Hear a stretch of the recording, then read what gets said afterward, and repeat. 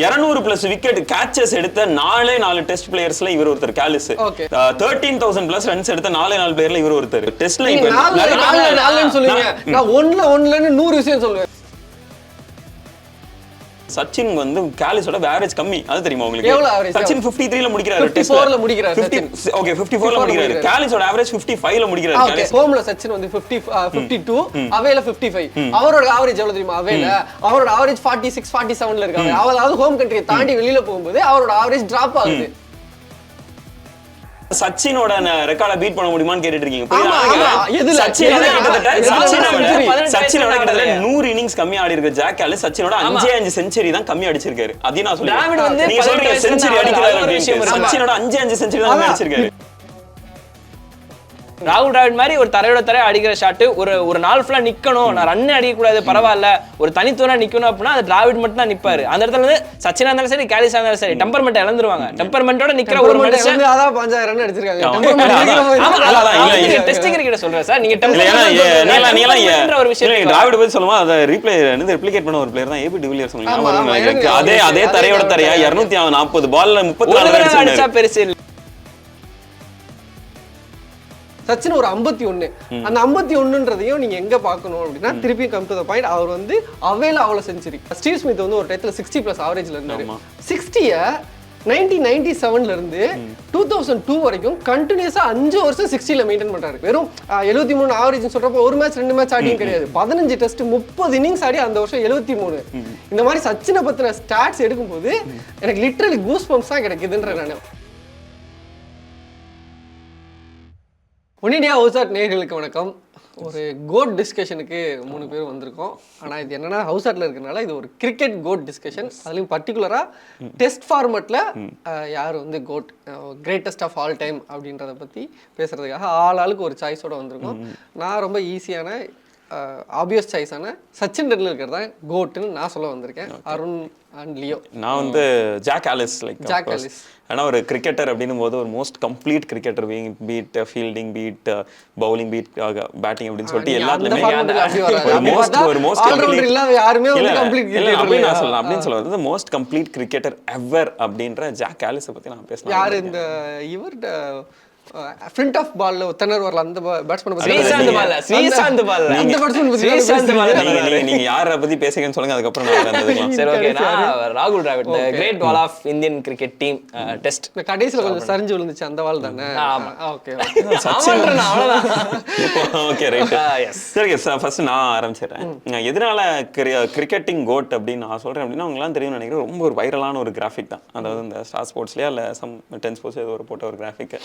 சச்சின் ஜாகிர் கானோட கம்பேர் பண்ணி இவரோட ஸ்டாட்ஸ் ஜாக் காலிஸோட ஸ்டாட்ஸை போட்டிருப்பாங்க. Sachin of course one of the greatest Indian cricketer அப்படின்னு, if not the greatest Indian cricketer. Like நான் ஓவரால் கிரிக்கெட்டர்னு சொல்லாம like if not the greatest Indian cricketer அப்படின்னு சொல்ற பேட்டர் அப்படின்னு சொல்ற சச்சின் டெண்டுல்கர் இருக்கட்டும், இல்ல one of the greatest pace bowlers India history அப்படின்னு பார்த்தோம்னா ஜாகிர் கான். அந்த 2 பேரோட ஒரு பெட்டரான ஆவரேஜ் வச்சிருப்பாரு ஜாக் காலிஸ் டெஸ்ட் கிரிக்கெட்ல.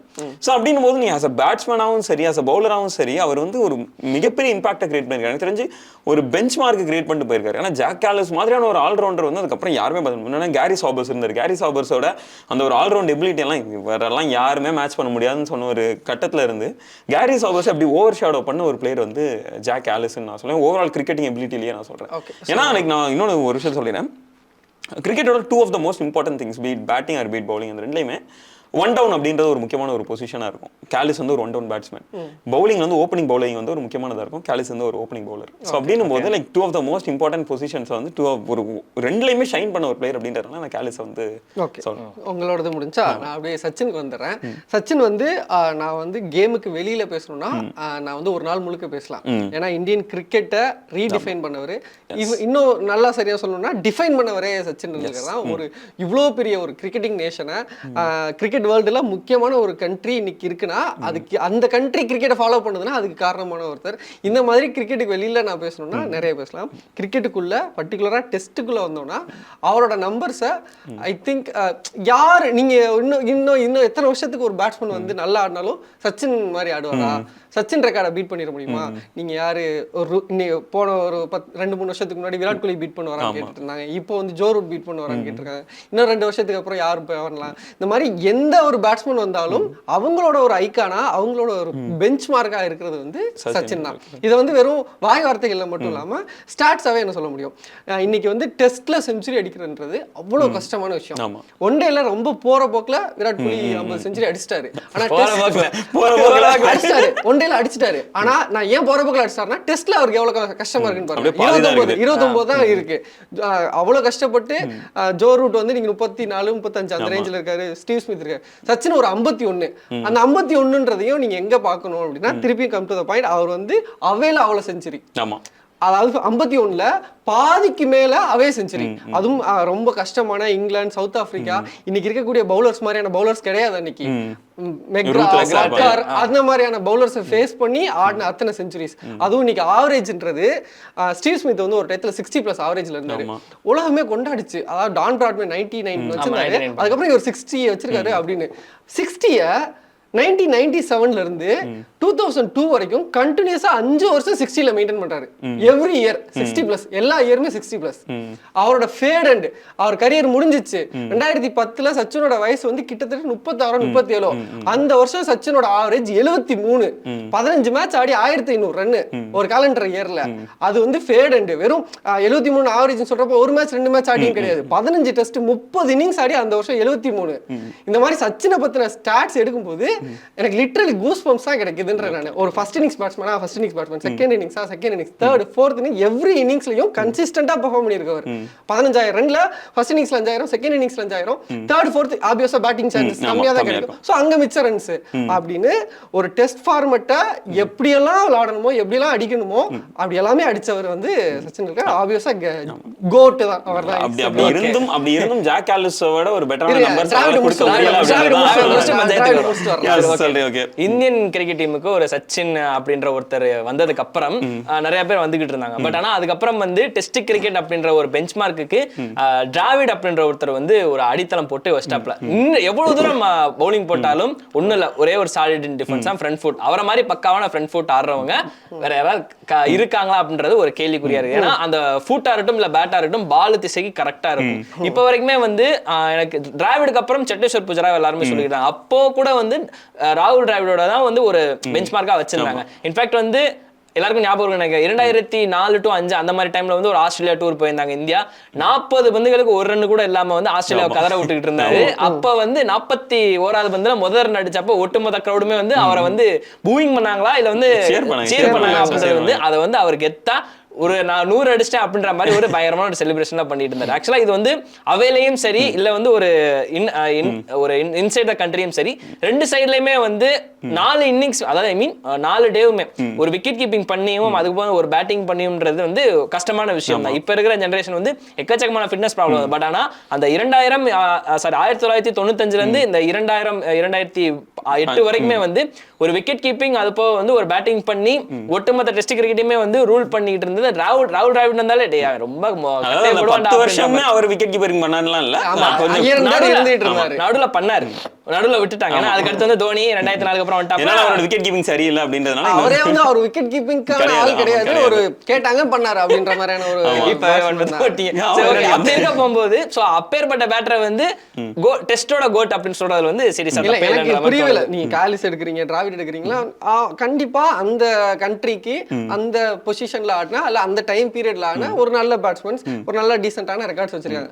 அவங்களை எடுத்துட்டு வந்துட்டு நீங்க ஒரு கிரிக்கெட்டோட காட் அப்படின்னு எல்லாராலையும் கொண்டாடப்பட்டு இருக்க அதுக்கு ஜஸ்டிஃபைபிளான ஒரு பர்சனோட நீங்க எப்படி வந்து பொருத்தி பாக்குறீங்க அப்படின்னு நீங்க வந்து என்னன்னா சச்சின் வந்து கிரிக்கெட்டிங் இதே டிஃபைன் பண்ணாரு அப்படின்ற ஒரு விஷயத்தை நான் சொல்றேன். ஜாக் காலிஸ் அதான் நான் சொல்றேன். நீங்க வந்து சச்சின் வந்து பேட்டிங்ல எந்த அளவுக்கு ஒரு இது பண்ணாரோ இவர் வந்து பேட்டிங்ல மட்டும்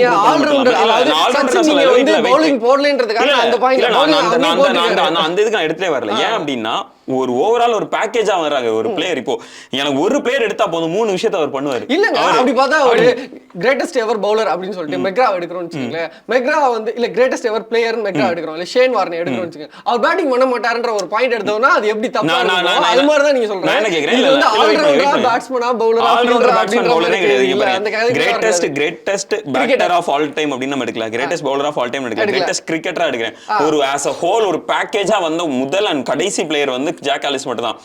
200+ விக்கெட் கேட்சஸ் எடுத்த 4 டெஸ்ட் பிளேயர்ஸ்ல இவர் ஒருத்தர் காலிஸ். 13,000+ ரன்ஸ் எடுத்த 4 பிளேயர்ல இவர் ஒருத்தர். புரியுதா? டெஸ்ட்ல இப்ப சொல்லுங்க, நான் ஒன்லன்னு 100 விஷயம் சொல்லுவேன். நீங்க சொல்லுங்க நீங்க சொல்றீங்கல்ல சச்சினோட நம்பர்ஸ் எதுவும் இல்ல அப்படின்ட்டு. சச்சின் வந்து காலிஸோட ஆவரேஜ் கம்மி, அது தெரியுமா உங்களுக்கு? எவ்வளவு ஆவரேஜ்? சச்சின் 53ல முடிக்கிறாரு, 54ல முடிக்கிறாரு. ஓகே 54ல முடிக்கிறாரு. காலிஸோட ஆவரேஜ் 55ல முடிக்கிறாரு காலிஸ்ல. ஓகே நான் ஹோம் அவே சொல்லவா? ஹோம்ல சச்சின் வந்து 52, அவேல 55. அவரோட ஆவரேஜ் எவ்வளவு தெரியுமா? அவேல அவரோட ஆவரேஜ் 46 47ல இருக்கு. அதாவது ஹோம் கண்ட்ரியை தாண்டி வெளியில போகும்போது அவரோட ஆவரேஜ் டிராப் ஆகுது. நீங்க ஒரு பிளேயர்ன்றப்போ எல்லா இடத்துலயும் போய் நல்லா அடிக்கணும். அதாவது நீங்க இந்தியால ஒரு 52 ஆவரேஜ் வச்சிருக்காரு சச்சின். ஐ மீன் இந்தியால கூட 55, அவையில 52. சோ ஒரு 2-3 ஆவரேஜ் தான் கம்மியா இருக்கு. அவையில அவ்வளவு டஃப்பான கண்டிஷன்ஸ்ல போய் அப்படி ஆடுறாருன்றது தான் முக்கியம். நீங்க நம்பர்ஸ் வந்து டிசைன் பண்ணனும். நான் அதுதான் நான் கேக்குறேன். புரியுதா? இப்போ வந்து நீங்க சொல்றீங்க என்ன சச்சின் வந்து ஓவர்சீஸ்ல ஒரே மாதிரி இதுல நான் ஆட் பண்ண வேண்டியது நீங்க ஆவரேஜ் வந்து ஒரு ஆவரேஜ் கூட சொன்னீங்களா? ஓவரால் எவ்வளவு மேட்ச் ஆடி இருக்காரு? கம்மியா தான் இருக்காரு. அப்ப சச்சின் எவ்வளவு மேட்ச், அதாவது நம்பர் ஆஃப் மேட்சஸ் அதிகமாகும் போது ஆவரேஜ் மெயின்டெய்ன் பண்றது கஷ்டம் தெரியல. நீங்க என்ன அது கஷ்டம் தெரியல. அதிக மேட்சஸ் ஆடும்போது அதிக ரன்ஸ் அடிக்கிறதுக்கான வாய்ப்புகள் நான் பாயிண்ட் எடுத்துட்டு வரலையே. சச்சினோட ரெக்கார்ட பீட் பண்ண முடியுமான்னு கேட்டுட்டு இருக்கீங்க. சச்சினோட கிட்டத்தட்ட 100 இன்னிங்ஸ் கம்மியா ஆடி இருக்கு ஜாக் காலிஸ். சச்சினோட 5 செஞ்சுரி தான் கம்மி அடிச்சிருக்காரு. அதையும் நான் சொல்றேன். நீங்க சொல்றீங்க செஞ்சுரி அடிக்கிறாரு அப்படின்னு. சச்சினோட 5 செஞ்சுரி தான் அடிச்சிருக்காரு. இப்போ நீங்க ஆவரேஜ் நான் ரன்ஸ்குள்ளே அதனால தான் போல. நான் ஆவரேஜ்க்குள்ள தான் அதனால தான் வந்தேன். அவரு இந்தியால எப்படி பெர்ஃபார்ம் பண்றாரு, இங்கிலாந்துல எப்படி பண்றாரு, சவுத் ஆப்பிரிக்கால எப்படி பண்றாரு, அப்படி இருக்க போகும்போது ஒட்டுமொத்தமா ஒரு எப்படி சொல்ல ஃபர்ஸ்ட் இன்னிங்ஸ் செகண்ட் இன்னிங்ஸையும் சேர்த்து சச்சின் பண்ணாத வந்து டிராவிட் பண்ணிருக்காரு. ரெண்டுலயுமே வந்து ஒரு 100+ அடிச்சு நிக்கிற ஒரே மனுஷன். சுனில் கவாஸ்கருக்கு அப்புறம் டெஸ்ட்ல இந்தியன் கிரிக்கெட் டீமுக்கு ராகுல் டிராவிட் மட்டும் தான். சோ அப்ப இப்படி வந்துடலாம் ஸ்டாட்ஸ் நம்பர்ஸ் அப்படின்றப்போ நீங்க வந்து நாங்க கம்மியா ஆடி இருக்கோம் கூட ஆடி இருக்கோம் அப்படின்ற மாதிரியான விஷயங்கள் சொல்றீங்க. நீங்க அப்படி பேசினாலும் சச்சின் பக்கத்துல வர முடியாது. சரி ஓகே அத வந்து நான் வந்து விட்டுறேன். அப்போ நம்பர்ஸ் ஸ்டாட்ஸ்ன்றதை தாண்டி ஒரு கோட்டா இருக்கணும்னா இன்னொரு விஷயங்கள் தேவைப்படுது. இன்ஃப்ளூயன்ஸ் சொல்றீங்க. இன்னொரு இன்ஃப்ளூயன்ஸ் கிடையாது. நீங்க வந்து எத்தனை அந்த கேம் எப்படி மாத்திருக்கீங்க, நீங்க அதுக்கப்புறம் வர பிளேயர்ஸ் வந்து உங்களை எப்படி பாக்குறாங்க, நம்ம ஒரு ஃபேன்ஸோட பாயிண்ட் ஆஃப் வியூல இல்ல as a professionals உள்ள போக எப்படி பாக்குறாங்க இப்ப இருக்கக்கூடிய பாக்குறாங்கன்னா அவங்களுக்கு எல்லாம் யார் கடவுளா இருக்காருன்னா சச்சின் தான் கடவுள், சச்சின் தான் கோட். ஆப்வியஸா இந்த நம்பர்ஸ்ன்றதை தாண்டி வெளியிலயுமே சச்சின் தான் வந்து ஒரு மிகப்பெரிய ஒரு ஐகானாவும் இருக்கு. நிறைய பேர் ஐடலைஸ் பண்றாங்க அப்படினா ஆப்வியஸா அதான் ஓகே ஒன் ஆஃப் ரீசன் அதுவா இருந்தாலும் பட் டெஸ்ட் கிரிக்கெட்னு பொறுத்த வரைக்குமே வந்து எல்லாரும் யோசிக்கிறது வந்து டிராவிட் மாதிரி தரையோட தரையா யாராவது அடிக்க முடியுமான்னு தான் கேக்குறாங்க. சச்சின் வந்து லாஃப்டர் ஷாட்ஸ் ஆடுவாரு, அதெல்லாம் 100% உண்மை. பாக்குறதுக்கு அழகா இருக்கும், ஸ்ட்ரைட் டிரைவ் சூப்பரா இருக்கு, அதெல்லாம் ஒத்துக்கிறேன். பட் ஆனா இப்ப வரைக்குமே ராகுல் டிராவிட் மாதிரி தரையோட தரையா அடிக்கிற பிளேயர் வந்து இப்ப இந்த ஜெனரேஷன்ல யாராவது உண்டா?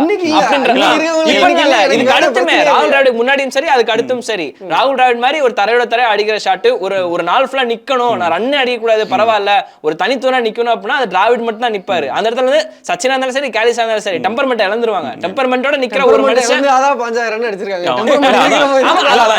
டெஸ்ட் கிரிக்கெட் சொல்றேன் சார். நீங்க ஒரு விஷயம் டிராவிட் பத்தி சொல்லுமா அதை ரெப்ளிகேட் பண்ண ஒரு பிளேயர் தான் ஏபி டிவிலியர்ஸ்.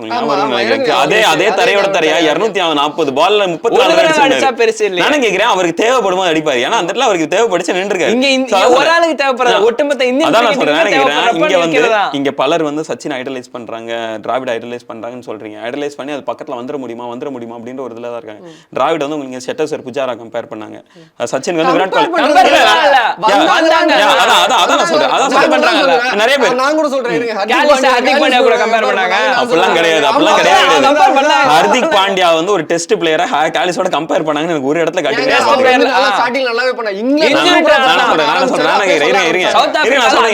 அதான் நான் கேக்குறேன்.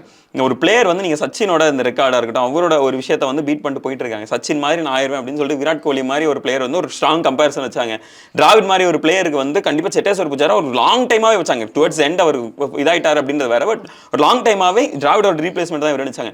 ஆனா கேலிஸ்க்கு கம்பேரபிளா எந்த ஒரு பிளேயர் வந்தது கிடையாது. இருக்காருன்றதுக்காக இல்ல, அவர் ஆல்ரவுண்டரா இருக்கிறதுக்காக. ஏன்னா எடுத்துட்டீங்கன்னா 10 பேட்ஸ்மேன் மாதிரி வந்துட்டு இருப்பாங்க. 10 பேட்ஸ்மேன் வர இடத்துல ஒரு ஆல்ரவுண்டர், அதுவும் ஒரு ஆல்ரவுண்டர்ல அரை ஆல்ரவுண்டர். அதான் கேக்குறேன். வெயிட், அதுதான் சொல்றேன். வெயிட், இப்போ நீங்க நான் என்ன கேக்குறேன் இல்ல வெயிட் பண்ணுங்க. நான் என்ன கேக்குறேன், காலிஸ் மாதிரியான ஒரு பிளேயர் எந்த அளவுக்கு ரேர் அப்படின்றது உங்களுக்கு தெரியல. அந்த அளவுக்கு இல்ல. நான் கேக்குறேன் இல்ல வெயிட் பண்ணுங்க. நான் கேக்குறேன் இல்ல கபில் தேவோட பேட்டிங் இன்ஃப்ளூயன்ஸ் வந்து இது மாதிரி கிடையாது, காலிஸ் மாதிரி கிடையாது. ஓகே, நான் சொல்றேன். நீங்க சொல்றீங்க கபில் தேவ் தான் உங்களோட கிரேட்டஸ்ட் ஆல்ரவுண்டராவே நீங்க காட்டுறீங்க, புரியுது. ஆனா கபில் தேவோட பல மடங்கு பெட்டரான ஆல்ரவுண்டரா காலிஸ் நிக்கிறாரு. பல மடங்கு பெட்டர் ஆல்ரவுண்டர். கிரேட்டஸ்ட் எவர் ஆல்ரவுண்டர்னா நீங்க காலிஸ் கூட வச்சுக்க. அன்னைக்கு நான் வேற கிரேட்டஸ்ட் கிரிக்கெட்டர் நான் சொல்றேன். கிரேட்டஸ்ட் கிரிக்கெட்டர்னு வந்தீங்கன்னா காலிஸ் வந்து நோவேங்க, எந்த இடத்துலயுமே இல்ல. Kallis I don't see him. அதாவது நான் கேக்குறேன் ரொம்ப சிம்பிள். என்னன்னா ஒரு one of the greatest player Indian test பவுலிங்ல கிரேட்டஸ்ட் பவுலர் வந்து ஜஹீர் கான் அப்படின்றீங்க. அவரோட ஒரு பெட்டர் ஸ்டாட்ஸ் வச்சிருக்காரு. வெயிட் பண்ணுங்க. அதான் நான் கேக்குறேன். வெயிட் பண்ணுங்க. இல்ல நான் கேக்குறேன். நீங்க ஜஹீர் கான் அதாவது ஓடிஐ வேர்ல்ட் கப்ல 21 விக்கெட் எடுத்த ஒரு பிளேயர் வந்து நீங்க முக்கன் சொல்றது தப்புன்றேன். நான் கேக்குறேன் ஜஹீர் கான் டெஸ்ட்ல ஓடிஐ நான் சொல்றேங்க ஜஹீர் கான் வந்து நீங்க வந்து இந்தியால இருந்து வந்து ஒரு ஜெம். ஓகே, அவர் வந்து ஒரு ஜெம் ஆஃப் பவுலர். அவரோட பிரைம்ல வந்து பல பேரை ஓட விட்ட ஒரு பிளேயர். நீ இந்தியன் பவுலர்ஸோட சேர்த்து இவரை கம்பேர் பண்ணாதீங்க. நீங்க வந்து இந்த அவேஷ் கான், இந்த முகேஷ் குமார் மாதிரியான ஒரு பவுலர் அப்படின்னு சொல்லிட்டு நீங்க அவரை வைக்க பாக்குறீங்க. அப்படி கிடையாது. இந்தியாவோட ஃபாஸ்ட் பவுலிங் எப்படி இருந்துச்சு, அதோட குவாலிட்டி என்ன, நம்மளோட இந்தியாவோட ஃபாஸ்ட் பவுலிங் எப்படி நமக்கு ஒரு வக்கார் இல்ல. ஆனா நமக்கு ஒரு ஜஹீர் கான் இருந்தாருன்னு நான் சொல்றேன். அங்க மெக்ராத்தும் வக்காரியும் ஈக்குவல் ஆயிரு. நான் கேக்குறேன் ஜஹீர் கான் கண்டிப்பா நமக்கு என்னது நம்ம இந்தியாவுக்கு ஒரு ஒரு ஃபாஸ்ட் பவுலிங் ஒரு மூதாதையர் அப்படின்னா அவர்தான். நான் இன்னொன்னு கேக்குறேன். வெயிட் பண்ணுங்க. அவர் மூலமா தான் ஜஸ்பிரீத் பும்ரா மாதிரியான ஒரு பிளேயர்லாம் வராரு. அவர் நீங்க வந்து ஜஹீர் கான் அப்படி போற போக்குல கடந்து போறத விட மாட்டேன். ஜஹீர் கானோட ஸ்டாட்ஸ் எடுத்து போய் காலிஸ்க்குள்ள வைக்கிறப்ப தான் எனக்கு சிக்கலா இல்ல. நான் கேக்குறேன் இல்ல காலிஸ் வந்து அந்த மாதிரி நீங்க நமக்கு என்னது பெரிய பிளேயர்ஸை இன்ஃப்ளூயன்ஸ் பண்ண ஜஹீர் கான் மாதிரியான ஒரு பிளேயரை விடவும் ஒரு பெட்டர் ஸ்டாட்ஸ் வச்சிருக்க காலிஸ். ஓகே, சச்சின் நீங்க கிரேட்டஸ்ட் பிளேயர் அப்படின்னு சொல்லக்கூடிய ஒரு பிளேயரை விடவும் பெட்டரான ஆவரேஜ் வச்சிருக்கிற ஒரு பிளேயர் தான் காலிஸ். சோ இப்படி ரெண்டு சைடுலயுமே ஒரு ஓவரால் பேக்கேஜ். அது மட்டும் இல்லாம 200+ கேட்ச் பிடிச்சிருக்காரு. நீங்க பேட்டிங் சரி, பவுலிங் சரி, ஃபீல்டிங் சரி, எல்லா இடத்துலயுமே இந்த மாதிரி பெர்ஃபார்ம் பண்ற எந்த ஒரு பிளேயரும் அதுக்கு அப்புறமும் வரல, அதுக்கு முன்னாடியும் வரலன்றதுதான் முக்கியம். சச்சினுக்கு அப்புறம் விராட் கோலி வருவாரு. இங்க நான் கேக்குறேன் சச்சினுக்கு அப்புறம் விராட் கோலி வருவாரு, டிராவிடுக்கு அப்புறம் புஜாரா வருவாரு. ஆனா ஜாக் காலிஸ்க்கு அப்புறம் யாரும் வரல. இதுக்கப்புறம் யாருமே வரல. சிவம் தூபே யாருமே கிடையாது. ஜாக் காலிஸோட ரீப்ளேஸ்மெண்ட் எங்கேயும் கிடையாது. இதெல்லாம் சொல்லுவாங்க தெரியுமா? என்னது வேர்ல்டுலயே இவர் யாருமே கிடையாது. இந்த மாதிரியான வேர்ல்டுல இவரெல்லாம் இது பண்ண முடியாது. ஏன்னா Jacques Kallis is out of the world. அவர் வந்து ஒரு ஏலியன் மாதிரி வந்து இறங்கினாரு. ஃபுட்பாலுக்கு ஒரு மெஸ்ஸி எப்படியோ ஜாக் காலிஸ் வந்து கிரிக்கெட்டோட டெஸ்ட் கிரிக்கெட்டுக்கு அப்படின்றேன் நான். ஓகே ரைட் இருக்கலாம். நீ வந்து டிராவிட். சோ ஆடியன்ஸ் ஸ்டே விட்டுருவோம். நாங்க ஒரு டெஸ்ட் கிரிக்கெட்டோட கோட் யாரு அப்படின்ற ஒரு இதை வந்து நாங்க பேசியிருந்தோம். ஸோ காலிஸ், சச்சின், டிராவிட்னு பேசிடுவோம். உங்களோட கருத்து என்னவா இருக்கு அப்படின்றத கமெண்ட் பண்ணுங்க. அடுத்த கோட்ல சந்திப்போம். நன்றி.